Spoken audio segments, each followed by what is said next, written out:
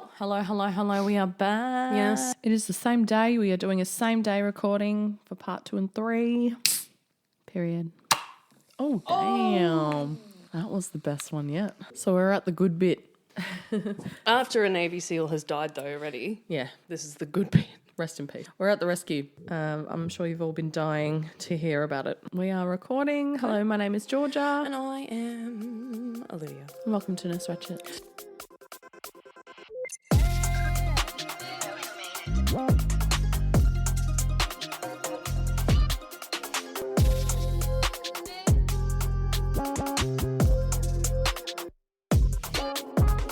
Right, it's part 3. You have any updates since last? It's literally the same day. Just checking. Yeah, I patted all your animals. Oh, that's right. Yeah, That's the update, and Georgia took a shit. I did.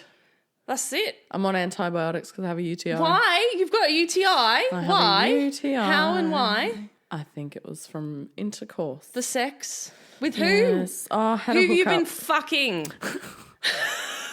Tell us, you dirty whore. Oh, relax.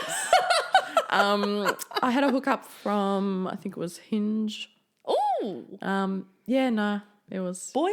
average. Yeah. Yeah. And Okay. Did you get hinged? Yeah, you got I got hinged. hinged. It was all right, but it was too quick, and he left. He left straight after, and I thought, you're annoying. Were you surprised though? He He came and left. came and left. See? It's not the first time it's happened. No. And you know, like you think they're going to be hot because you're chatting with them.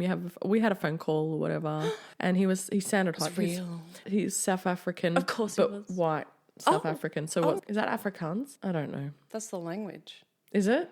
I think so. No, there's all different kinds of languages. Some people must listen to this pod and go, God, You're she's dumb bitches. so You guys are so fucking stupid." idiotic. Like when I said, Siri, is there a war in Myanmar? Of course there was a fucking war in Myanmar. What a dumb question. We just had to confirm. I know that, but like people will hear that and Okay. go, why is she asking that question? Even if it's just testing Siri. Well, we're real people and we're allowed to have knowledge gaps. Yeah, that's very true. Anyway, yeah, he came and went, and Yep. he's been hitting me up ever since. So he obviously had a good time. Yeah, the pussy was good. Yeah, always. But yeah, he left me with a UTI, and I'm not hitting him back. Gross. I know. Did you get an STD Yes. check? Good. Full screen. About to say, if you've gotten a UTI, Nah, it's just a UTI. why did you get a UTI? Yeah. Because he had a dirty cock, probably. Yeah, exactly. You didn't wash properly. Or Did you have a dirty shower fingers. after? We used protection. Oh, So- see, condoms? They give you, yeah. Yeah, they really I've heard irritate that. me and make me feel fucking dodge. Yeah. It might be the lubricant on them as well that gets stuck in your urethra. exactly. Yeah. Did you use any extra lube? No. Like, okay, because some of the lubes have sugar in them and they'll give you also a UTI or like a yeast infection, which you really don't want. But also fingers, for sure. Yeah, I'm thinking it was fingers. Definitely his fingers. 100% the fingers. Guys, if you're going to finger a woman, wash your fucking hands beforehand and like under your nails and shit. Like make sure your nails are like cut. Yeah. You know, because Yeah. fucking we got to suffer. Exactly. I mean, I've had plenty of UTIs. I as now well. have to take antibiotics. And Exactly, he's which just is not good. living his life. Yeah, he's got no clue. And he probably. brought over his own. What did he bring over? His own ass? He brought over his own massage oil. It was, Hell yeah! and he did that's give me a hot. massage. He did give me a massage. That's hot. which was nice. Was he hot? He was, yeah. Okay. He was fit. He's a personal trainer. Okay. His face card wasn't giving. I will say that. I wasn't into the face card, but his body was lovely. Also, a lot goes into attraction for me, and his personality wasn't there for me. Okay. Was it bland? It was, yeah, it was giving fuckboy. Really? Yeah. Same guy, like as the previous guy. I mean, No, Same he as the had previous way guy? more personality. Oh, really? Yeah. Okay. But this guy, at least he was authentically fuckboy, not a covert fuckboy like the last guy. Yeah. Yeah. Okay. The last guy was covert. Can I see a photo? Have you got a photo? So No, he was there's average. nothing to look at. looking. Average. Okay. Um, And didn't the have a sex was- personality to like top the average looks. but it was just hyper-sexualized the whole time. Really? And obviously it was a hookup, but I How liked so? it. Oh, he just wanted to talk about fucking all the time. Even when And he then- was here, like Yes. when you say hypersexualized, he was just like he was straight into it. He didn't even want to have a chat or into anything the like that. massage and into Yes, the yes. getting Whereas sexual. I like, even though it is You like to get a vibe. a hookup, I would like to have a conversation, get to know you. Yeah. Because That's how you judge their energy. and that's what right? turns me on. Yeah, exactly. Mental turn on, guys. Mental turn on. Like women are mentally like that's where you got to like get us. Yeah, It's exactly. emotional, yeah. 100%. Yeah. So he just went straight in, and I was like, I got the ick immediately because he went course. straight in. Oh, I would be the same. I'd be like, followed through. whoa. I followed through because I was like, oh well, while I'm here, you know. Yeah, and you just wanted to get went laid. straight in with the massage. So I was like, okay, well that's all right. Yeah. So the massage lasted probably about 5 seconds. But Fucking hell, I hate that shit. I know. Oh, that's so disappointing. Anyway. He could have really taken advantage of that. Yeah. He had a good plan, but he didn't execute it very well It was at all, enough did he? though. Like it Oh, was was it? enough foreplay for me. Okay. Like, Oh, well, good. we got there. Yeah, nice. Anyway, like Okay. it lasted about 5 seconds, the actual sexing. And And then he finished, and then he was like, can I have a shower? Because he had to rub all the massage oil. What? He had to shower all his massage. That's And I it. hate guys using my shower because it's like, it's really ancient. It's an Yeah. ancient house. It's an ancient bathroom.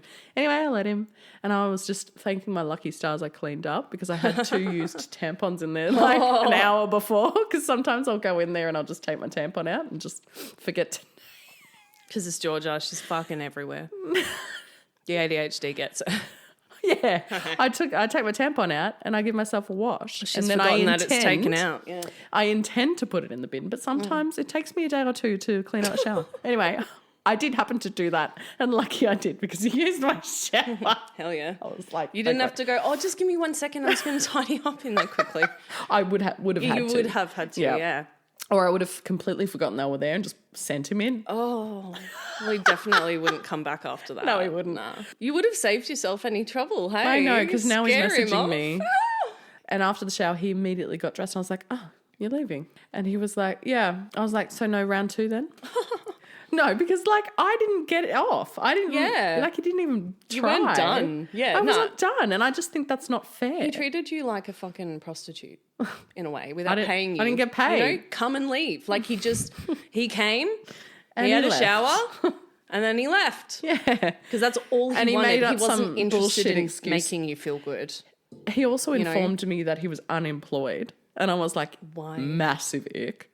And he was sleeping on his mum's couch because he's between jobs. I was like, How old is he? 33. Oh, yeah, no, that's not good. I was like, okay, yeah, you can leave. Goodbye. And now he's Definitely hitting me up. not And I'm any like, sort of fuck material. off. No, thank you. I'm He's no good sort with of round material. 2. Yeah. I can find round 2 somewhere else, thanks. Yeah, it's called a toy. And to add insult to the injury, I have a UTI. Yes, on top of it. Gross. Wash your fucking hands. Ew. And learn how to control your orgasm. Or It's learn how to get someone doable. off without your dick. It's doable. Like, Yeah. very doable. It just takes effort. Yeah, you just got to try. Yeah, exactly. Dude. I know that's hard. Right. So let's get into it. Part 3. Okay, so it was 8:30 p.m. on July 6th. The rain had returned, tapping steadily against the roof of the park ranger station near Tham Luang Cave. Inside, Major General Hodges and the head of the American Special Ops Group was completely focused. A whiteboard covered in notes, maps, and diagrams stretched across a makeshift series of folding tables in front of them. This wasn't just any rescue. What they were planning was being called the most dangerous cave dive mission ever attempted. 14 days had passed since the 12 boys and their soccer coach had gone missing, and time was running out. Oxygen levels were dropping fast, and the monsoon rains were threatening to trap them completely. Is it possible for that cave to fill up completely? I think so. If there was any chance of bringing them out alive, they had to act now. But before anything could move forward, Hodges needed official approval. Thai government officials were on their way. If they agreed with the proposal, they would take it to the Prime Minister and ultimately to the King for final sign-off. Like, what the fuck? That's crazy. Yeah, right? Do we need to go that high up, or can we just fucking rescue them? Yeah, right. There's apparently human lives need to be signed off by the fucking king of Thailand. Hodges understood the stakes. The plan wasn't just the best option, it was the only option. The upcoming meeting would decide whether the mission could go ahead. It had to go well. As the Thai officials arrived, Hodges and his team stood to greet them. Among the group were members of the King's Guard, the head of the Thai Navy SEALs, and Governor Narongsak, who was leading the regional response. Everyone looked exhausted, but alert. They knew that this wasn't just another briefing. The minister in charge was stern and direct. No phones, no leaks. Everything from this point was confidential. Once they were seated, the minister got straight to the point. He wanted to know why diving the boys out was worth the risk, especially when they might survive by staying in the cave and waiting for the rains to pass. Hodges kept calm as he explained the facts. The environment in the cave was deteriorating quickly, conditions were becoming unlivable, and with the forecast worsening, keeping the boys inside was no longer a safe option. The proposed dive rescue was incredibly risky, but it was the best chance they had. The room stayed quiet, the weight of the decision sinking in. Then, Governor Narongsak asked the most important question: what would success look like? For Hodges, even saving just one child would be worth the risk. With that, he formally requested permission to begin the rescue operation. The tension in the room was heavy. The Thai government had promised the public that there would be no unnecessary risk. Approving this mission meant shouldering the consequences if anything went wrong, possibly the careers and reputations of those involved, not to mention the moral burden of the outcome. Eventually, the minister responded. While he would need to get final approval from the Prime Minister and the King, Hodges and his team were cleared to begin their preparations. As he left the room, the minister gave one final instruction. The media couldn't know a thing until the rescue was over. The very next day, the mission received full approval from the highest levels of government. Now it was up to an international team of rescuers to pull off the impossible. By Saturday morning, July 7th, Master Sergeant Dick. We've got Narongsak and we've got Dick. Nice. It's actually Derek. Oh. I just accidentally said Dick. Whoopsie.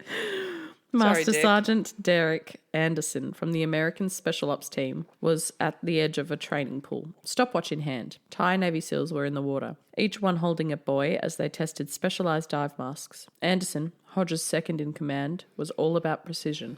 Every minute counted, every detail had to be perfect. The rescue was just 24 hours away. These mask tests were critical. If water leaked in during the actual dive, the consequences could be fatal. Anderson had called in other local schoolboys, similar in size to the team, to make sure the masks fit properly. As he watched the kids submerge beneath the turquoise water, he tried to visualise the rescue route. It had all been planned out dozens of times on paper, with backup plans built into every stage, but none of the guaranteed success in real-world conditions. Cave diving, especially with children who hadn't eaten in nearly 2 weeks, was nothing like practicing in a pool. When the SEALs surfaced, Anderson got the thumbs up. 4 of the masks had held the seal. Only 4 of the masks? That was promising, but he knew the stakes were much higher in the cave. In the narrow, flooded passages of Tham Luang, even a small failure could be deadly. Meanwhile, at the base camp, Dr. Richard Harry Harris was preparing for his first dive into the cave. He was more than just a skilled diver. He was also a trained anaesthetist, a rare combination that made him vital to the mission. He had known Rick Stanton, one of the British cave divers, for years, and had already seen the situation unfolding on the news. What surprised him was that Rick was asking. They needed Harry to help sedate the boys. There was no way the kids could make it through the dive conscious.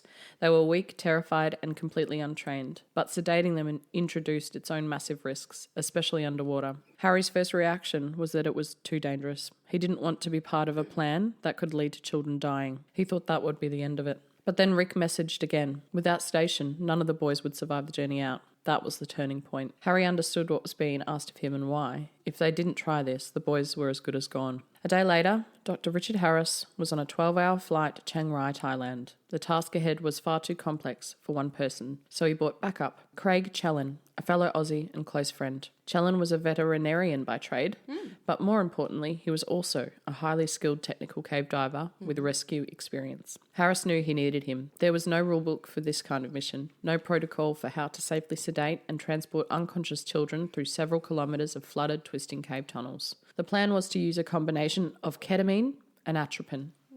Atropine? Ketamine, a widely used tranquilizer in paediatrics, would keep the boys unconscious and calm during the dive. Atropine would dry their secretions, reducing the risk of choking while sedated. Okay, because it's an anticholinergic. Yeah. Yep. Harris and Challen would first assess each boy to figure out the safest dosage for their size and condition. Meanwhile, deep inside Chamber 9, Dr. Pack, affectionately called Dr. Buck, spoke with the boys and their coach about the decision ahead. It was time to choose: wait out the monsoon season or attempt the high-risk dive rescue. The boys didn't hesitate. They wanted out. They missed their families and, surprisingly, even school. Coach Ake was taken aback. He never really thought he'd hear teenagers say they missed class. He also hoped quietly that the parents would one day forgive him for leading them into the cave. That evening, when the familiar bubbling sound of divers surfacing echoed through the chamber, Ake grabbed his torch and pointed it towards the water. 2 unfamiliar faces emerged, Dr. Harris and Challen. They'd come to examine the boys before the rescue. The plan was to begin the extraction the following day. Harris told Dr. Buck that the healthiest boys would need to go first. Statistically, they'd be the most likely to survive the journey. But the boys trusted Coach Ake far more than anyone, so Harris made it clear the final decision about who was first was up to him. That's a heavy burden, isn't it? Yeah. Before the divers left, they handed out letters from the boys' parents. Notes filled with love, reassurance and encouragement. One message was for Knight, the eldest, who had missed his 16th birthday while trapped inside. Another was for Adul, the boy who helped translate between rescuers and the team in the early days. A note for little Titan simply said that his parent was waiting for him at the cave entrance, believing in him, loving him.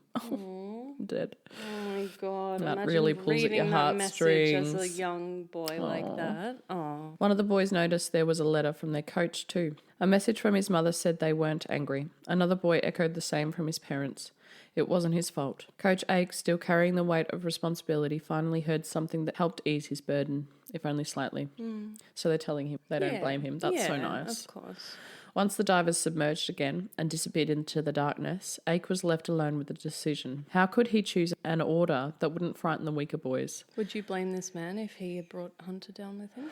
And Hunter had made that, he trusted him. I mean, yeah, he made the decision to follow him, of course, but he is a young child, of course. So, but would you I have think I would forgiveness? I would forgive him. Yeah, I'd have a difficult time with it. I'm not going to lie. Of course, for sure. Of course, but it really depends on the circumstances. I think the culture there is that they go and do things.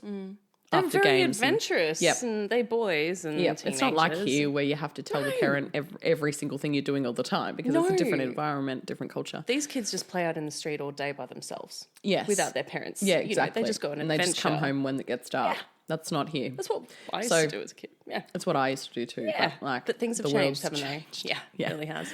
Yeah, so with that context, I probably wouldn't have blamed him. And he didn't go during monsoon season. So... Yeah, and he genuinely thought it would be safe. And it's a popular tourist attraction. Yeah. So it's really not his fault. Yeah. Yeah. And the kids also pressured him into going. Yeah. So there was a lot. You'd be able to see both sides. I could see. Yeah. Once the divers submerged again and disappeared into the darkness, Ake was left alone with the decision. How could he choose an order that wouldn't frighten the weaker boys? He eventually came up with a story that made sense to them. The boys who lived the furthest away would go first, since they'd have the longest bike rides home. Isn't that interesting? I love how he's just totally changed it from who goes first has the highest chance of surviving to that. This makes practical sense. Yeah, let's just we'll all get home in the same change time. the vibe a bit. The boys accepted this easily. They didn't yet realise that their bike ride would actually be a medevac and that hundreds of people from around the world were waiting just outside the cave to help them through what would be the most dangerous cave rescue ever attempted. At sunrise on July 8th, clouds hung low over the mountains surrounding the valley. At the camp, Rick Stanton and John Valantham sipped coffee quietly. The energy around the site was different. Everything felt still, like the world was collectively holding its breath. Inside the ranger station, the final briefing got underway. Major Hodges outlined the detailed plan one last time. A team of 13 divers would begin from the cave entrance and make their way to Chamber 3. From there, Harris would push forward alone to Chamber 9 to sedate each boy individually. Once sedated, each boy would have his hands and feet gently bound, zip-tied to prevent accidental movements. Oh my God. In case they regained consciousness during the dive. Oh, that'll make them feel non-panicky when they come to. It's crazy. Being fucking bound up. But it makes sense. Yeah. So he has to individually cannulate them? No, actually, it's IM. Okay. I was going to say, like, IM. Yep. How is he doing this exactly? Administering IM makes sense. And then they would have a slow and steady release as opposed to... Mm-hmm. Then 4 lead divers, including Rick and John, would begin the extraction. One by one, they would collect the boys from Chamber 9. As each child reached Chamber 8, the next diver would move in. Support divers were stationed at key points between Chambers 3 and 8 to help with air tanks and provide extra hands if needed. Yeah, good. Isn't that clever? Yeah, good. At various chambers, 7, 6 and 5, additional divers were waiting with flexible plastic stretchers used to wrap the children like a cocoon. These would help streamline the movement through the tightest, most dangerous parts of the cave. So they're zip-tied and then wrapped up in a cocoon and sedated. Fuck? Each chamber would serve as a kind of relay station. Once a diver made it to Chamber 3 with a child, they'd be close to the exit. From there, the Thai Navy SEALs and American medics would handle the final stretch. Yeah. A shorter dive out to the cave mouth where ambulances were waiting to rush the boys to hospital. Yeah, break it all up, hey. You can't just have one or two people doing that whole thing. It's not possible. Each dive out was expected to take between 8 and 11 hours. Oh, my God. Wow. Per person, that means? Yep. Yeah, it is 4 hours one way, 4 hours back, approximately. The team would rest overnight and repeat the process daily. In total, the operation would take 3 or 4 days to complete. Yeah. Communication would be almost non-existent. Radios didn't work past chamber 3. Once they were in, there was no way to check in or turn back. You're just relying on like, yep, they're going to come back, hopefully. You just listen for the bubbles. And you know, and you're waiting hours and hours. And it must feel like days probably. God. After the main briefing, the divers gathered around Dr. Harris for one final meeting. He had to go over the part of the plan that none of them were comfortable with. He explained that the initial sedative injection given in Chamber 9 may wear off during the dive. Yes. Every diver had to be prepared to administer a second dose mid-rescue if needed. Shove it in there. I am, yep. Yep. The problem, none of the divers had any medical training. I was just about to say, so they're teaching them how to stab needles into muscles? It's not that hard. No. Harris didn't flinch. He calmly demonstrated what to do. Handing out small pouches containing preloaded syringes using a water bottle, he showed them where and how to inject, firmly in the thigh. One by one, the divers practiced. The tension was palpable. None of them wanted to be in a situation where they had to jab a syringe into a child underwater. But they understood the stakes. This was their only option. When the training ended, the team gathered their gear and quietly walked out. The next time they'd be back in the cave, lives would hang in the balance. Crazy. The rescue team moved out in a line nearly 100 people long, snaking into the cave. That's how many people they had in there. At the front were the 13 core divers, including John Valenthin 13? and Rick Stanton. Wow. Yeah, they got divers from all over the world. They've built them up. Yep. As they slipped into their gear and prepared for what lay ahead, both men were silently reminded of a past mission in France. One that had not ended well. It was a heavy memory. For John, it served as a quiet reminder that cave diving rescues rarely end in success. He hoped this time would be different. Inside Chamber 3, Rick went through his routine one last time, checking every piece of equipment, rehearsing each stage of the operation in his head. The risks were enormous. They would be navigating more than 2 kilometres of submerged narrow tunnels, sharp rocks and low visibility. 4 of the divers, including Rick and John, were assigned to extract the boys one by one from the back of the cave. Along the way, assistant divers would be waiting at key points ready to help. Rick eventually joined the others, fitting his rebreather, mask and specialised tanks before descending into the cold, dark water. Meanwhile, Jason Mallison, one of the British divers known for his speed, had volunteered to lead the way with the first boy. He felt his way along the jagged tunnel walls, barely able to see. Everything had to be done by touch. Once he reached Chamber 9, Jason surfaced and climbed onto the embankment where Dr. Harris was already preparing the boys. Harris had given them something to calm their nerves earlier and explained that they would feel sleepy and then wake up in the hospital. He was careful not to alarm them. The boys rested out of sight, kept separate so they wouldn't see each other being sedated. It was all intentional. The last thing anyone wanted was panic. To keep things from getting emotionally overwhelming for the divers, none of the boys were referred to by name. Instead, each was called a package with a number. Interesting, huh? That wasn't coldness, it was survival. If the divers got emotionally attached, it could compromise their focus. The first boy was gently brought forward. Dr. Harris administered the sedation using a precise mix of ketamine and atropine. Within minutes, the child was unconscious. He was then secured with zip ties around his wrists and ankles to prevent any unexpected movement during the dive. Jason helped wrap him securely in a waterproof cocoon and fitted the mask tightly, making sure it was sealed. Any leak would be fatal. So it's like a full face mask with a seal that goes around. Okay. So that they're basically breathing on their own with a mask. Yep. Yeah. So just enough sedation to render them unconscious, but because it's ketamine, they can still breathe. It has less of a There's no airway. respiratory depression. Yeah. Yeah. And the atropine would also help stimulate them a bit. Not for very long, but yeah. And reduce secretions, Jason deflated the buoyancy vest and the boy sank into the water. After a final check, he clipped the child to his chest and pushed off into the cave. The boy strapped tightly to him like a front carry harness, like a fucking baby. Jason kept his head in front of the boys during the tight squeezes, taking the bumps from the sharp rocks himself. The most difficult part came between chambers 9 and 8, a tight bottleneck where he had to rotate the package sideways to fit through. The package. I know. The package is coming through. Yep. The boy's legs scraped along the rock, but there was no way around it. They had to keep moving. Mm-hmm.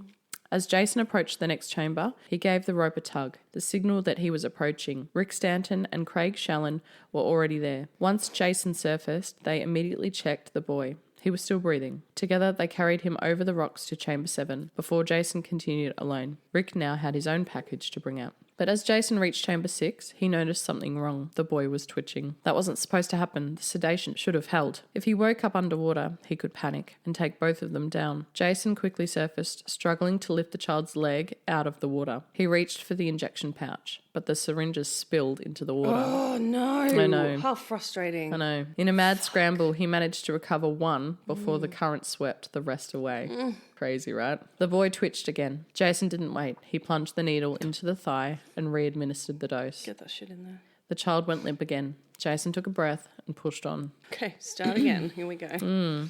Back at the command centre, Major Hodges sat tense, waiting for an update. With no radio contact past Chamber 3, his only hope was that the signals would come from those stationed inside. By now, the first diver should have emerged. Then, finally, his phone buzzed. Jason was out, and the boy was alive. Still breathing. Hodges confirmed it twice before letting the news sink in. The boy had made it. He picked up the phone and called the governor. Nice. Inside Chamber 9, Harris was already preparing the next boy. This one, nicknamed Knight by his teammates, was showing signs of respiratory illness, possibly pneumonia. His breathing was shallow. That disgusting air in there. His breathing was shallow. Harris proceeded with the sedation anyway. But as Rick strapped on the face mask and prepared to dive, he wasn't sure the child was going to make it. Just as he entered the water, he saw the boy stop breathing again. Harris, calm and focused, told him to keep going. They would reassess at the next chamber. Yeah, let's get him there. Yeah, and sometimes you can have a brief pause with anaesthesia as well. Yeah. You just got to wait for the CO2 to rise again. Small rests. Yeah. Yep. Yeah, like he maybe probably was holding on to the fact that his rise in CO2 would trigger his breathing again. Yep. Rick paddled hard through the darkness, unsure if he was carrying a living child or a body. Isn't that awful? Oh my God. Oh. Yeah, you've got no clue. Yeah. Once at Chamber 8, he waited alone. Then Harris arrived. The boy was completely still. Harris immediately lifted him into his lap and worked to open his airway. Craig Challen and Klaus Rasmussen returned, helping to check the child and prep the area. Rasmussen, moved by the boy's condition, whispered a comforting mantra into his ear, something he would repeat to every child they rescued in the days ahead. Eventually, the boy's chest rose again. He was breathing. The team handed him over to Rick. He must have just given him a jaw thrust until he was breathing, I reckon. Stimulate the fuck out of him. Yep. Their team handed him over to Rick, who clipped the child in and disappeared back into the water. In Chamber 3, Ken O'Brien from the US Special Tactics team stood waiting, watching the water, the signal that another diver was on his way. 3 boys had made it out already, but 1 more was still coming. Rick's final delivery for the day. Around 7 p.m, the rope began to twitch. Moments later, Rick emerged, exhausted, pushing the package ahead of him. He was unsure if the child had made it. The boy had required 4 doses of sedative on the way out. O'Brien pulled the boy up, listened closely and watched for any sign of life. Finally... So 4 times more than anticipated? Yeah, I think so, yeah. He's probably just one of the older boys. Oh, okay, yeah. Yeah, because they don't know weights. No, finally, a breath. The boy was alive. All 4 boys had made it out that day, beating odds that had once predicted 80% fatality rate. Yeah. The following day, the operation repeated with military-level precision. 4 more boys were successfully brought out. They did it the first time, and now they probably had a bit more confidence going in that second day. Definitely. They knew what to do. Yep. Oh, good. A mission that had started in confusion and chaos had now transformed into a highly coordinated and efficient rescue. Hell yeah. But there was still 5 left in the cave. By July 10th, fatigue was setting in. John Valanthan and Rick Stanton had been running on adrenaline and minimal rest for over 2 weeks. Yeah. 8 children were safe, but the final stretch lay ahead, and now the rain was back. The command centre debated what to do next. The window was closing. Conditions in the cave were deteriorating fast. Water levels were rising again, and no one could say how much longer the pumps would hold out. Everyone knew the Still window... got the pumps going. Yep. Holy They sure fuck, do. I forgot about that. And it's still raining. Everyone knew the window to act was closing. If they waited any longer, the cave would flood entirely and it would stay that way for months. If that happened, the boys wouldn't survive. The decision was made. Today was the day. In the early afternoon, Jason Mollison made it back into Chamber 9. There were 5 people still left inside, but only 4 divers, so someone would have to bring 2 out. Jason got ready for this next assignment, expecting to be handed one of the smaller boys, but instead, the SEALs brought forward Coach Ake. He was package number 9. Ake looked exhausted.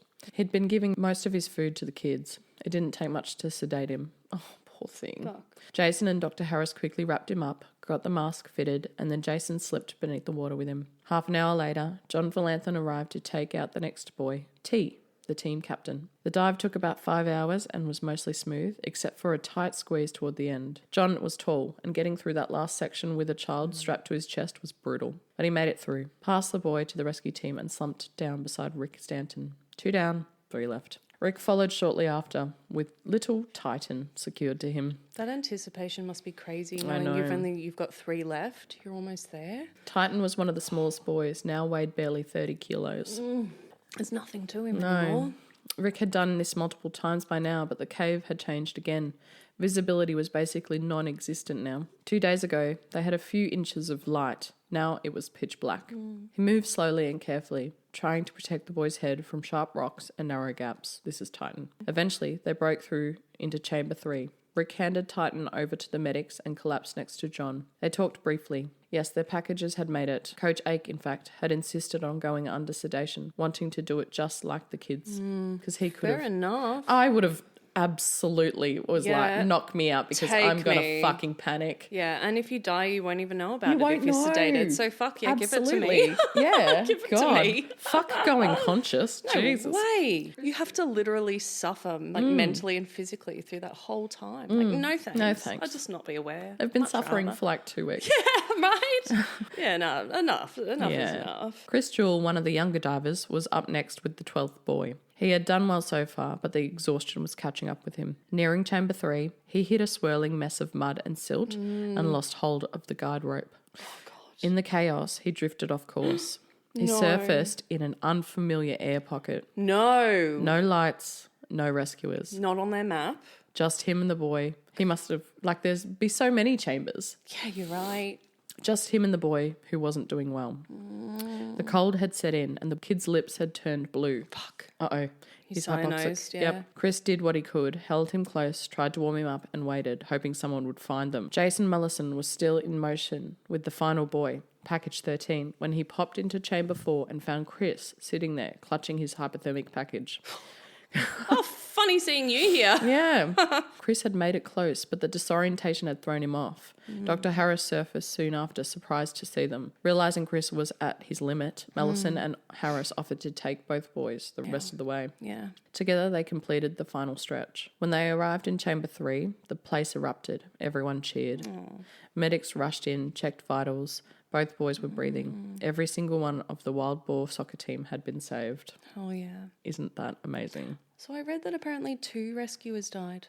Just one. Well, one apparently died a year later from an ongoing blood infection Oh, that he really? couldn't get rid of. I just read, because I was curious. Who was I'm that? like, one of the one of the rescuers. There was hundreds. Yeah, so Why don't you ask Siri? oh yeah, so Duong Phet Promthep, the 17-year-old captain of the boys' soccer team, he committed suicide. Oh, Yeah. was he one of the rescued couple- boys? Yeah. Oh, that's So so there's sad. 3 of those people. So 2 rescuers passed away, I didn't see that and in then my this research. boy many years later has Oh, killed himself. Yeah. poor thing. I wonder why. Well, plenty of reasons. Trauma? I'm sure. Yeah, as Could well. be. PTSD, some sort of thing. Yeah, could be a lot of things. Oh, that's so sad. Yeah, I know. Fuck. To have survived Was this. he the and oldest then- boy? Maybe. Sounds like it, 17? doesn't His nickname was Dom. Oh, Apparently, he was the captain of the soccer team. So Oh. that captain boy, who's the leader of the team that you said, I think earlier. look at him. Isn't he gorgeous? Yeah. Oh, I'm so sad. Poor man. The reason for his death is unknown. That's so sad. Anyway, continuing on. Back at camp, Knight's mother and the other parents were waiting under a tarp, listening to the seals cheering in the distance. They knew their sons were out, but they hadn't seen them yet. The boys were in hospital under careful watch. For now, the parents could only thank the rescuers, many of whom were returning to camp in soaking wetsuits and bruised, exhausted bodies. Some were American, some were British, some were Australian, All of them had helped pull off a miracle. One parent spoke through a translator, voice shaking with emotion. She said they all felt like they had died and were given another chance at life. Thank you. There were tears, hugs, quiet prayers offered to the sleeping princess of the mountain for letting their children go. Oh, I'm getting choked. Later that night, the last of the Thai Navy SEALs swam out of Chamber 3. They were the final ones left in the cave. Pararescuers met them at the entrance and helped them break through the surface. They were welcomed like national heroes. In the American camp, Major Hodges finally allowed himself to exhale. It was over. Everyone was out. The mission was complete. And just in time, within hours, more rain poured in, flooding the cave to the point where it became completely impassable again. Isn't that crazy? In the nick of time. Back in Chiang Rai Hospital, the boys slowly woke up, some only hours after their rescue. They had cuts, minor chest infections, and were severely underweight, but they were alive. Doctors kept them in quarantine at first just to protect their weakened immune systems and fed them liquid meals while they recovered together in a glass-walled room. There's also a bit of a chance of like refeeding syndrome for sure. issues. Yep. Yeah. Their parents came to visit, crying and blowing kisses from the other side of the glass. Imagine you just want to hold them. I know. That would be brutal. You can't hug them. Oh. And that's all you would want to do. And that's all they want is a hug from their mum or dad. Yeah. 9 days later, the boys were discharged. They thanked their doctors and nurses and sat together. In hospital. Yeah. 9 days. Wow. They thanked their doctors and nurses and sat together in front of the press in new matching soccer uniforms. Oh. Cute. Ike, their coach, did most of the speaking. He talked about how meditation had helped them stay calm. He also made sure to honour Saman Gunan, the Thai Navy SEAL who had lost his life to save them. When asked what they'd learnt, one of the boys said he'd be more careful and live life to the fullest. Yeah. Another said he'd learned to be patient and stronger. Not long after, they returned to normal life, back to school and back to soccer. Getting choked. Knight finally got to have his birthday party. It came with crispy pork, dipping sauce, and a bright emoji ice cream cake. Rick Stanton, back in England, was ready for rest. He and John, I bet you are. He needs a holiday. Oh, he does. He and John were worn out. They'd been running on adrenaline for over 2 weeks. But when they landed at the airport, they walked straight into a wall of cameras. A reporter asked Rick if he felt like a hero. He paused. It hadn't just been him. It had been dozens of people from across the globe. So no, they weren't heroes. No. They just happened to have a very rare skill set. And they were good people who cared. Yeah. And wanted to do something to help. Oh, definitely. That's literally it. And this time, they'd been able to use it to give something back. As for whether they'd see the boys again someday, Rick said, yes, probably. But for now, they were headed back to their normal lives. Rick retired again, spending time kayaking with his girlfriend. Jason took off to Spain. John kept things very low-key and returned to IT work. Chris Jewell started mentoring younger cave divers. Oh, nice. Many of them British, Aussie, American, kept in touch, visiting when they could. Because when everything seemed impossible, this unlikely team had come together and pulled off the most daring cave rescue the world had ever seen. Rick Stanton and John Valantham each received the George Medal. Chris Jewell and Jason Mullison received the Queen's Gallantry Medal. Oh, nice. Josh Brackley, Connor Rowe and Vern Unsworth were appointed members of the Order of the British Empire. Wow. Isn't that crazy? That's fancy. On July 5th, 2019, the Asian Football Federation awarded the Wild Boars a 2-year support program, providing the club with technical support, training equipment, and 100 molten match balls a year. 3 of the boys and their coach were invited as guests of honour to watch the match between Thailand and India at the 2019 AFC Asian Cup. On the 13th of July 2018, the Commander-in-Chief of the Royal Thai Navy, in a letter of commendation, posthumously promoted former Navy SEAL Saman Gunan, who had died, to Lieutenant Commander. So they promoted him. Yeah, Isn't that nice? Yeah, fuck yeah, he deserves it. Oh, definitely. He really stepped up there, didn't he? And awarded him with the Knight Grand Cross of the Most Exalted Order of the White Elephant. I think that's pretty high honour. Yeah. Well, yeah.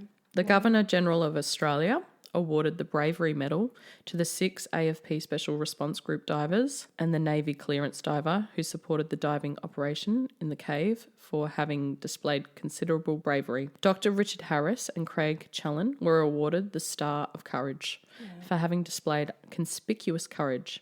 All 9 were awarded the Medal of the Order of Australia. Isn't that amazing? Yeah. They deserve it. 4, service to the international community through their specialist response roles.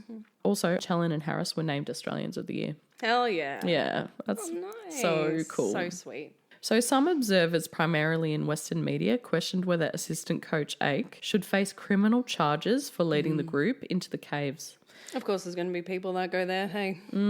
Despite the warning signs at the entrance stating that it was dangerous to enter between July and November, the boys had entered the cave on the 23rd of June. It's not that far away, though, from July, is It's it? only a week. You can't be surprised if the rain comes a week early, can you? No, not really. Not really. Yeah. Local communities, as well as the boys' parents, emphasised that they did not blame the boys or their coach as the rain had arrived a month earlier than usual. Vern Unsworth stated nobody's to blame, not the coach, not the boys. They were just very unlucky. It wasn't just the rain that day. The mountain is like a sponge and waters from earlier rain were rising. Unsworth said that he himself had been planning to make a solo adventure into that complex on the 24th of June when he received a telephone call saying the boys were missing there. No. So he was going to go in that day too. Isn't that crazy? Yeah. While the police chief said they hadn't ruled out pressing charges, negligence charges against the coach for putting the team in danger, no calls were made to take legal action against him. Thank God. Come on, he made a mistake.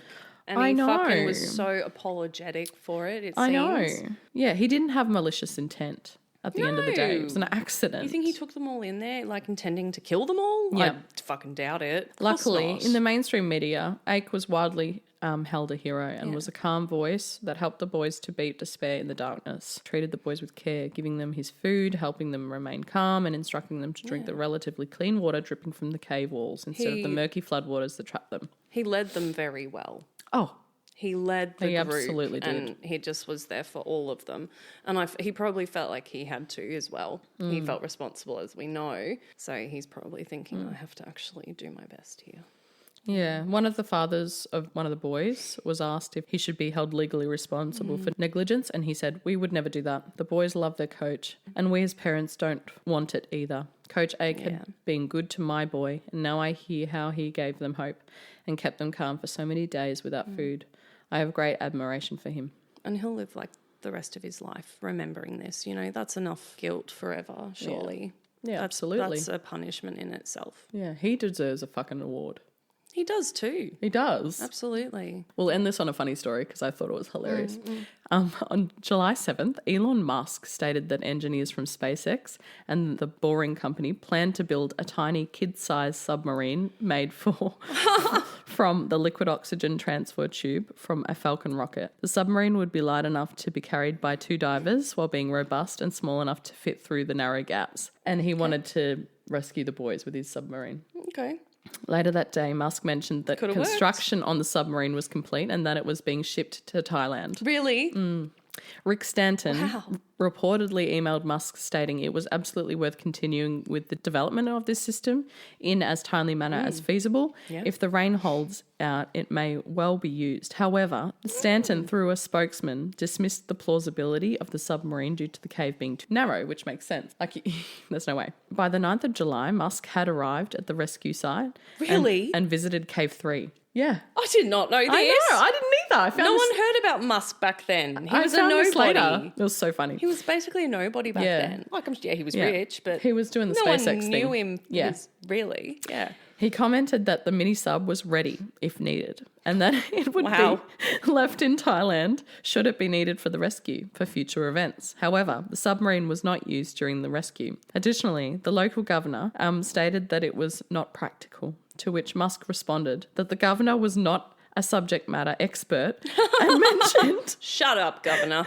and mentioned the previous emails by Rick Stanton. Vern Unsworth, who helped get the attention of the British cave rescue divers, ridiculed the mini-sub as a public relations stunt and suggested in a CNN interview that Musk should stick his submarine where it hurts.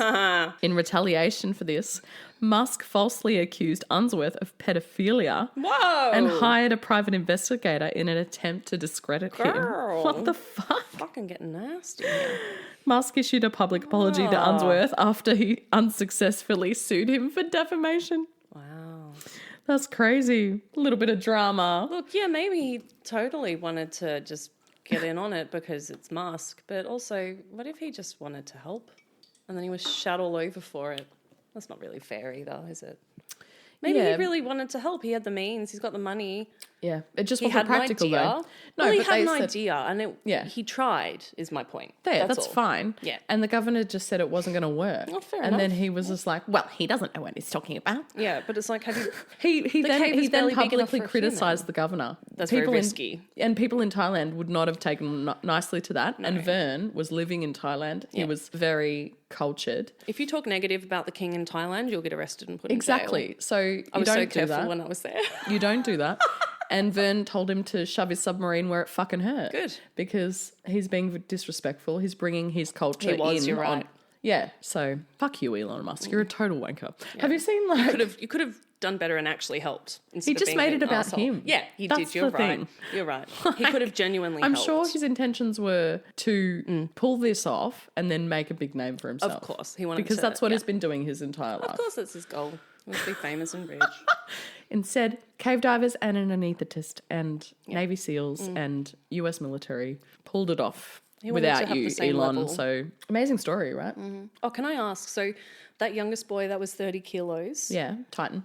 How much does Hunter weigh approximately as an 11-year-old? He you is know? like... I'm so curious just so I can have a comparison. Because what is the formula for a child's I think he's like weight? 50-ish kilos. 50-something? Yeah. Okay, so let's take 20-something kilos off Hunter. Yeah. That's nothing. He would be nothing. He would be skin and bones. Skinny. He would be, yeah. Very skinny. Yeah. Yep. Wow. Okay, so that gives me, A reference idea. point, yeah. Because I have no idea how much an 11-year-old boy weighs at all. Yeah. So that's why I'm asking. I'm 40 curious. to 50. 40 to 50 kilos. Okay. Depending. Ruby's about 30 kilos. Really? Is that it? Mm-hmm. Are you serious? Yeah. Oh, she's tiny. I know she's always been tiny, but like She's a 30 big girl. kilo- She's big for her age. She's 9. But 30? That's how much Titan weighed. She's not a bit he's more 11. than that? I feel like she's more She's like a solid unit. 40. Maybe. As a It's been 9-year-old while. girl, Last time most I of weighed her, it them- was 35 or something. Well, what's the formula? I want to figure out the formula because then I can Ask calculate Siri. the approximate formula for your kids. Okay. So how old are they? They are 9 and 11. Weight in kilos is 4 times age in years. So 11 times 4. So Hunter, no, 44. No, I think he's pretty more than that. So 9 times, sorry, The math is mathing. 9 times 4, 36. So she must be I told you she was 35. almost, 40-ish. So right on track. Thank you. That makes sense, the formula then. Yeah. So it's quite accurate. So he would have been smaller than Ruby, definitely. Yeah. By probably 10 kilos and probably smaller than Hunter by 20. That's a lot. Yeah, he was That's underweight a for sure. lot. Yeah. He was 11. Tiny little boy. I wonder how tall he was as well. Because your kids Probably are not. very tall. He was the smallest. Yeah, my kids are very tall oversized. for their age. They're so tall for their age. They're tall. Yeah, their dad's tall. They just suddenly shot up one day. Like, what they do. I've known them for years and they were small and cute, like pretty much toddler size for a couple of years still, Yeah. right? Pretty Yeah. much toddler size, even though they're like school kids. Yeah. And then I didn't see them for like a year. And they were giants. And I suddenly saw them and they were like literally twice the height. Yep. That's what They kids just do. doubled. They grow. It was insane. That's it. They just look like different people almost when I saw them Yeah. again. I still I know, it's remember. It's It's just if you don't see a insane. kid for a while, you'll Like be Ruby, amazed. Ruby used to be this tiny little kid. Oh my God, she was so Like, cute. what's happened? She's like adult size almost now. It's Sucking on their crazy. dummy. They're just grown up. Hunter's so big. He's so grown. He used to be tiny too. Yeah, Flipping growing around in into the a man. spa. Oh, yeah. God, you remember that shit? I do. Fucking fighting each other under the water. They still do that. Kids, stop it. They're trying to relax in the spa. Yeah, we're trying to talk. I'm getting splashed. Please stop. Ruby, stop it. Stop jumping into the spa. For context, I used to live in an apartment building with a spa on the roof. A couple of apartments you've had Yeah. spas and pools. Spas and pools, yeah. I really liked that place with the pool as well. Yeah, the pool was That cool. was great. And then it had the spa around the corner. Yeah. And you'd like kick them out into the main pool and then we'd sit in the spa. Yeah, we could see through Yeah. to the pool. Yeah. But we Yeah. could just have like our little private convo a little bit quietly while they're doing their own thing. Yeah, that was good. Anyway, Thanks for Tangent. listening to this long story. I hope you enjoyed it. Very Do you have an idea of what you're doing next? no, I think you were going to send me the name of 2 people. I've sent it to you. It's Oh, there. shit. Did you? Yeah. I'm so sorry. I must have Just scroll through our messages. missed It'll it. be Yeah. there. Okay. One of Well, them. it'll be One of the them. requests. Yep. So stay tuned for One of that. them. And we'll see you in the next I got one. to pee so bad. Check out my Etsy store, Aurea Fine Jewellery. Yes. I have lots of Olivia had a sale. Yeah, okay. Spoiler but alert. no, but don't get too excited. It was a scam. What? Yeah, so apparently people, like if they have a stolen card, they'll make a really expensive purchase on Etsy and then so it was like cancelled and then they did another order. So obviously, so Etsy didn't cancel it. I would be able to tell if Etsy cancelled the order. It was obviously their bank. The bank cancelled the transaction. Annoying. So that was a false one. I was so happy for like 6 hours and then I was so depressed for the rest of the day. And I just poor thing. I cried so much. I bet you would have. And I slept because I was just so excited, like, oh my God, something's finally happened after like 4 months. Nothing happened. Anyway, I've got so many new designs. Some of them are handmade, obviously, and some of them are like CAD designs, so created on a computer program. Well, that's cool. But then they are handmade in the metal, and then I receive the product and I set all the stones, polish up and finish the piece. Yep. Those stones that you showed on your Insta the other day were so pretty. Oh, I've got some The cuts were beautiful gorgeous. new ones, some sapphires. I'm going to show you this one. Oh my God, that is so beautiful. Isn't it? What is it? It's a trillion cut blue teal sapphire. That's gorgeous. It is. Oh my God, that's stunning. I know. They all are. It's like, how can you pick? Oh, Anyway, beautiful. yes. Your sale will come, my dear. It will eventually. I've got it'll lots come of people and it'll keep favoriting coming. all the items. Perfect. Looking, Good sign. I'm getting about 60 to 80 views in my store a day. Perfect. So that's a lot great. more than it was when I first started. Yeah, that's amazing. It was about 10 to 20 views a day. Yeah, there you So, go. yeah, it's going up. You just got to be consistent. Yes, I just need to keep listing more products and Yep. have a lot of options. And then the more products you have listed, basically, the more you'll show up in the searches. Yep. Yeah. Yes. So, yeah. Anyway, check it Cool. out. Check out our Instagram. Yeah. Send us an email at nurseratchetpodcast@gmail.com. Send us your nursing nightmare fuels or any requests. And we love you and we will see you in the next one. Bye. Peace out. Peace out. Stay out of caves. Piss out because I'm going to Piss go out. piss. Okay. Bye.